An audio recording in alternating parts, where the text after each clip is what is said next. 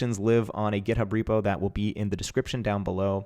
Once again, thanks for watching. I hope you enjoyed. If you've got comments, thoughts, questions, leave them in the comment section down below, and we will see you in the next video.